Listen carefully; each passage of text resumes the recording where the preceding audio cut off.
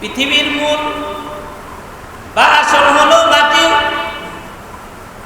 আর আদম সন্তান আমাদেরকে আল্লাহ মাটি থেকে সৃষ্টি করেছেন। ঠিক না বেঠিক?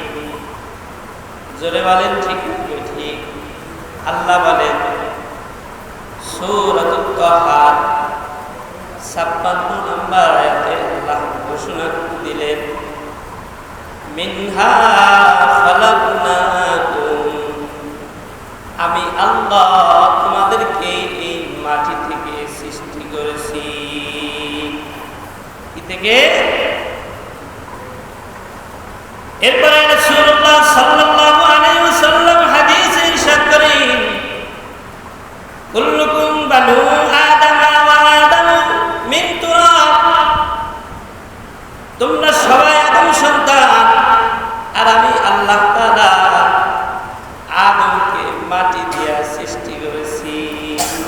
কি দিয়া? সবাই বলে কি দিয়া? মাটি দিয়া। তো মাটির আসল উপাদান হলো কোথায়? কাবা। কোথায়? কাবা ঘর।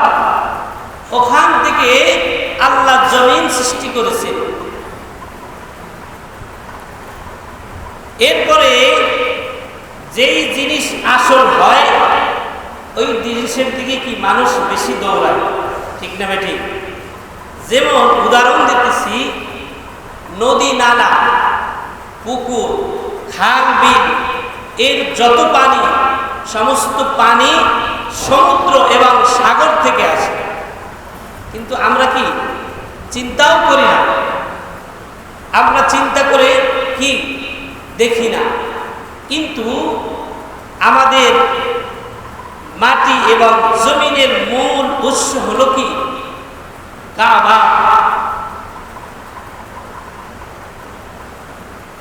কোন কোন মুফাসসিরিনরা লেখেন,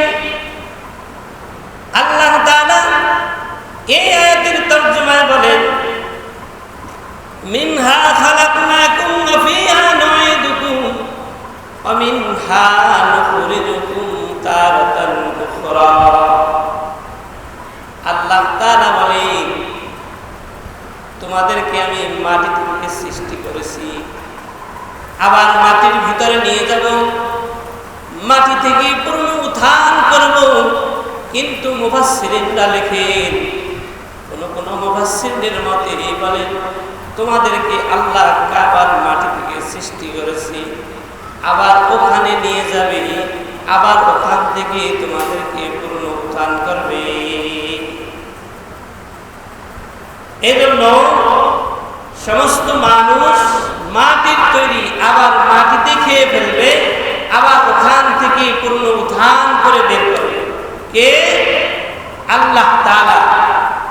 এজন্য আল্লাহ তাআলা ঘোষণা করেন, মিনহা খালাকনাকুম ওয়া ফিহা নুঈদুকুম ওয়া মিনহা নুখরিজুকুম তারাতান উখরা।